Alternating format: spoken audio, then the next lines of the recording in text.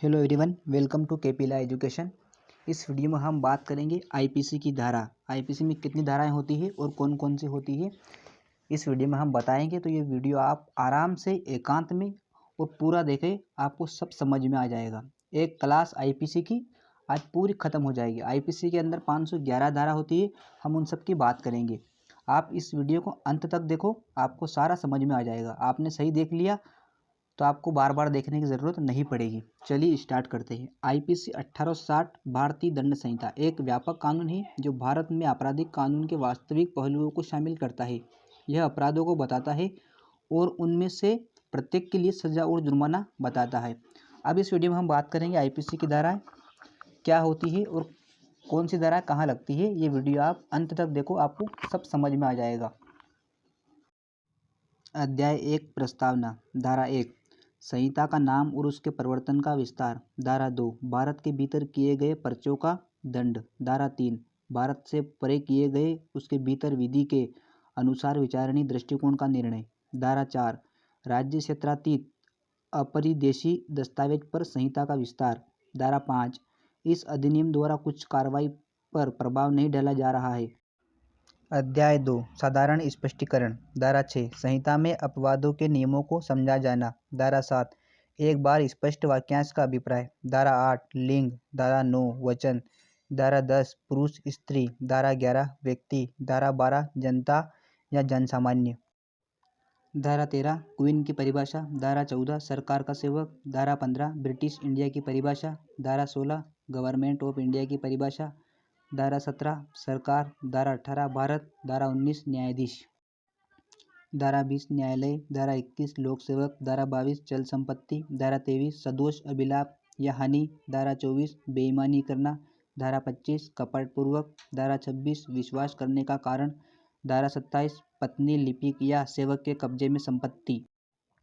धारा 28 कूटकरण। धारा 29 दस्तावेज। धारा 29 क इलेक्ट्रॉनिक अभिलेख। धारा 23 मूल्यवान प्रतिभूति। धारा 31 बिल। धारा 32 कार्यों को दर्शाने वाले शब्दों के अंतर्गत अवैध लोप शामिल है। धारा 33 कार्य। धारा 34 सामान्य आशय को अग्रसर करने में कई व्यक्तियों द्वारा किए गए कार्य। धारा 35 जबकि ऐसा कार्य इस कारण आपराधिक है कि वह आपराधिक ज्ञान या आशय से किया गया है। धारा 36 अंशतः कार्य द्वारा और अंशतः लोप द्वारा कारित परिणाम। धारा 37 कई कार्यों में से किसी एक कार्य को करके अपराध घटित करने में सहयोग करना। धारा 38 आपराधिक कार्य में संपृक्त व्यक्ति विभिन्न अपराधों के दोषी हो सकेंगे। धारा 39 स्वेच्छा। धारा 40 अपराध। धारा 41 विशेष विधि। धारा 42 स्थानीय विधि। धारा 43 अवैध। धारा 44 क्षति। धारा 45 जीवन। धारा 46 मृत्यु। धारा 47 जीव जंतु। धारा 48 जलयान। धारा 49 वर्ष या मास। धारा 50 धारा। धारा 51 शपथ। धारा 52 सद्भावपूर्वक। धारा 52 क संश्रय। इसी के साथ अध्याय 2 साधारण स्पष्टीकरण समाप्त हुआ। अब चलेगा अध्याय 3। अध्याय 3 दंडों के विषय में। इसमें हम बात करेंगे दंड किस तरह से दिए जाते हैं। चलिए शुरू करते हैं। अध्याय 3 दंडों के विषय में। धारा 53 दंड। धारा 53 क निर्वासन के प्रति निर्देश का अर्थ लगाना। धारा 54 मृत्यु दंडादेश का रूपांतरण। धारा 55 आजीवन कारावास के दंडादेश का लघुकरण। धारा 55 क समुचित सरकार की परिभाषा। धारा 56 यूरोपियों तथा अमेरिकियों को दंड दास्ता की सजा। धारा 57 दंडावधियों की भिन्न। धारा 58 निर्वासन से दंडादिष्ट अपराधियों के साथ कैसा व्यवहार किया जाए जब तक कि वे निर्वासित न कर दिया जाए। धारा 59 कारावास के बदले निर्वासनट। धारा 60 दंडादिष्ट कारावास के कतिपय मामलों में संपूर्ण कारावास या उसका कोई भाग कठिन या सादा हो सकेगा। धारा 61 संपत्ति के संपहरण का दंडादेश। धारा 62 मृत्यु निर्वासन या कारावास से दंडनीय अपराधियों की बाबत संपत्ति का संपहरण। धारा 63 आर्थिक दंड या जुर्माने की रकम। धारा 64 जुर्माना न देने पर कारावास का दंडादेश। धारा 65 जबकि कारावास और जुर्माना दोनों आदिष्ट किए जा सकते हैं तब जुर्माना न देने पर कारावास की अवधि। धारा 66 जुर्माना न देने पर किस भांति का कारावास दिया जाए। धारा 67 आर्थिक दंड न चुकाने पर कारावास जबकि अपराध केवल आर्थिक दंड से दंडनीय हो। धारा 68 आर्थिक दंड के भुगतान पर कारावास का समाप्त हो जाना। धारा 69 जुर्माने के आनुपातिक भाग के दे दिए जाने की दशा में कारावास का पर्यवसान। धारा 70 जुर्माने का 6 वर्ष के भीतर या कारावास के दौरान वसूल किया जाना। मृत्यु संपत्ति को दायित्व से उन्मुक्त नहीं करती। धारा 71 कई अपराधों से मिलकर बने अपराध के लिए दंड की अवधि। धारा 72 कई अपराधों में से एक के दोषी व्यक्ति के लिए दंड, जबकि निर्णय में यह कथित है कि यह संदेह है कि वह किस अपराध का दोषी है। धारा 73 एकांत परिरोध। धारा 74 एकांत परिरोध की अवधि। धारा 75 पूर्व दोष सिद्धि के पश्चात अध्याय 12 या अध्याय 17 के अधीन कतिपय अपराधों के लिए वर्धित दंड। इस प्रकार अध्याय 3 समाप्त हुआ। अध्याय 4 में हम बात करेंगे साधारण अपवाद के बारे में कि साधारण अपवाद क्या होता है और इसमें कितनी धाराएं होती है। चलिए स्टार्ट करते हैं। धारा 76 विधि द्वारा आबद्ध या तथ्य की भूल के कारण अपने आप के विधि द्वारा आबद्ध होने का विश्वास करने वाले व्यक्ति द्वारा किया गया कार्य। धारा 77 न्यायिकतः कार्य करते हुए न्यायाधीश का कार्य। धारा 78 न्यायालय के निर्णय या आदेश के अनुसरण में किया गया कार्य। धारा 79 विधि द्वारा न्यायानुमत या तथ्य की भूल से अपने को विधि द्वारा न्यायानुमत होने का विश्वास करने वाले व्यक्ति द्वारा किया गया कार्य। धारा 80 विधि पूर्ण कार्य करने में दुर्घटना। धारा 81 आपराधिक आशय के बिना और अन्य क्षति के निवारण के लिए किया गया कार्य जिससे क्षति कारित होना संभाव्य है। धारा 82 7 वर्ष से कम आयु के शिशु का कार्य। धारा 83 7 वर्ष से ऊपर किंतु 12 वर्ष से कम आयु के अपरिपक्व समझ के शिशु का कार्य।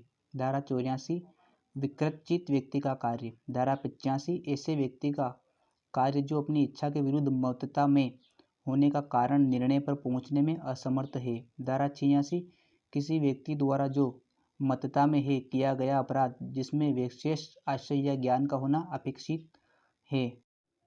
धारा 87 सम्मति से किया गया कार्य जिससे मृत्यु या घोर उपहति कारित करने का आशय न हो और न उसकी संभाव्यता का ज्ञान हो।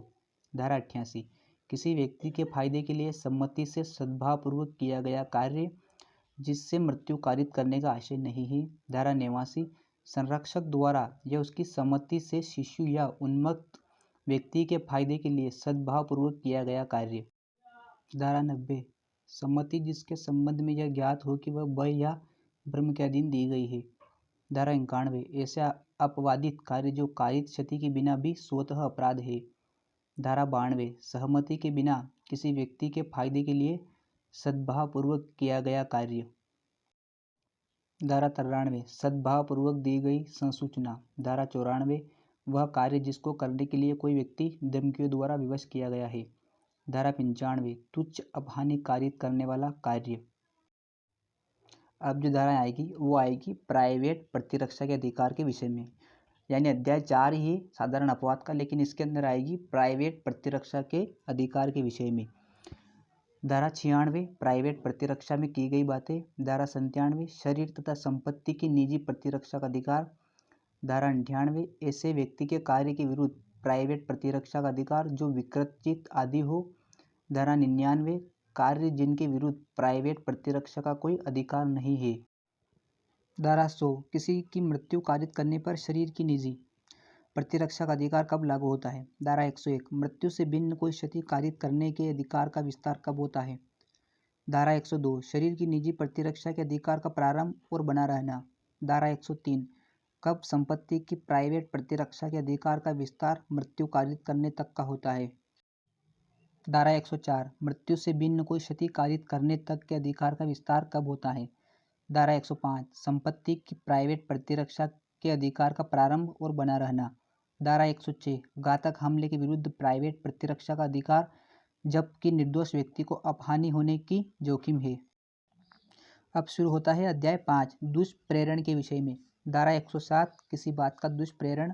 धारा 108 दुष्प्रेरक। धारा 108 क भारत से बाहर के अपराधों का भारत में दुष्प्रेरण।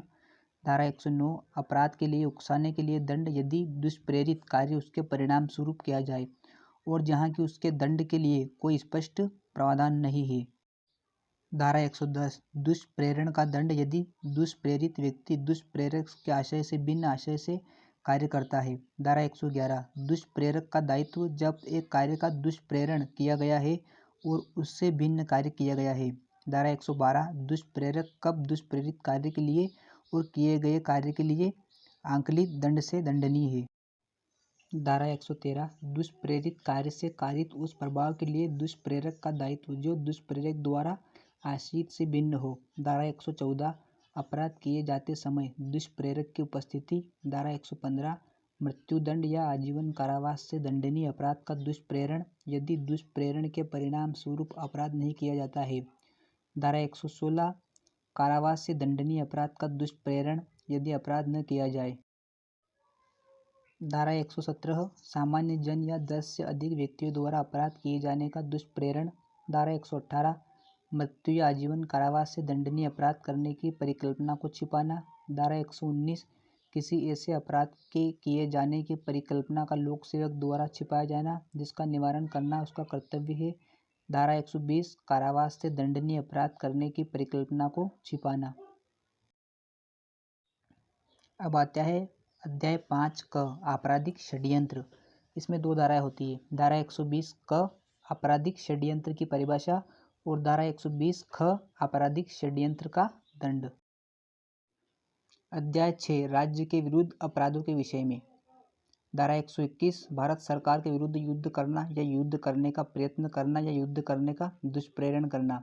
धारा 121 क धारा 121 द्वारा दंडनीय अपराधों को करने का षड्यंत्र। धारा 122 भारत सरकार के विरुद्ध युद्ध करने के आशय से आयुध आदि संग्रहित करना। धारा 123 युद्ध करने की परिकल्पना को सुगम बनाने के आशय से छिपाना। धारा 124 किसी विधिपूर्ण शक्ति का प्रयोग करने के लिए विवश करने या उसका प्रयोग अवरोधित करने के आशय से राष्ट्रपति राज्यपाल आदि पर हमला करना। धारा 124 का राजद्रोह। धारा 125 भारत सरकार से मैत्री संबंध रखने वाले किसी एशियाई शक्ति के विरुद्ध युद्ध करना। धारा 126 भारत सरकार के साथ शांति का संबंध रखने वाली शक्ति के राज्य क्षेत्र में लूटपाट करना। धारा 127 धारा 125 और 126 में वर्णित युद्ध या लूटपाट द्वारा ली गई संपत्ति प्राप्त करना। धारा 128 लोक सेवक का स्वेच्छया राजकैदी या युद्ध कैदी को निकल भागने देना। धारा 129 लोक सेवक का उपेक्षा से किसी कैदी का निकल भागना सहन करना। धारा 130 ऐसे कैदी के निकल भागने में सहायता देना, उसे छुड़ाना या संश्रय देना। अब आता है अध्याय 7 सेना, नौसेना और वायुसेना से संबंधित अपराधों के विषय में बात करेंगे। धारा 131 विद्रोह का दुष्प्रेरण या किसी सैनिक, नौसैनिक या वायुसैनिक को कर्तव्य से विचलित करने का प्रयत्न करना। धारा 132 विद्रोह का दुष्प्रेरण यदि उसके परिणाम स्वरूप विद्रोह हो जाए। धारा 133 सैनिक, नौसैनिक या वायुसैनिक द्वारा अपने वरिष्ठ अधिकारी जबकि वह अधिकारी अपने पद निष्पादन में हो पर हमले का दुष्प्रेरण। धारा 134 हमले का दुष्प्रेरण जिसके परिणाम स्वरूप हमला किया जाए। धारा 135 सैनिक, नौसैनिक या वायुसैनिक द्वारा परित्याग का दुष्प्रेरण। धारा 136 अभित्याजक को संश्रय देना। धारा 137 मास्टर की उपेक्षा से किसी वाणिज्यिक जलयान पर छुपा हुआ अभित्याजक। धारा 138 सैनिक, नौसैनिक या वायुसैनिक द्वारा अधीनता के कार्य का दुष्प्रेरण। धारा 138 क पूर्वोक्त धाराओं का भारतीय सामुद्रिक सेवा को लागू होना। धारा 139 कुछ अधिनियमों के अध्ययन व्यक्ति। धारा 140 सैनिक, नौसैनिक या वायुसैनिक द्वारा उपयोग में लाई जाने वाली पोशाक पहनना या प्रतीक चिन्ह धारण करना, ये भी अपराध होता है। धारा 141 विधि विरुद्ध जनसमूह। धारा 142 विधि विरुद्ध जनसमूह का सदस्य होना।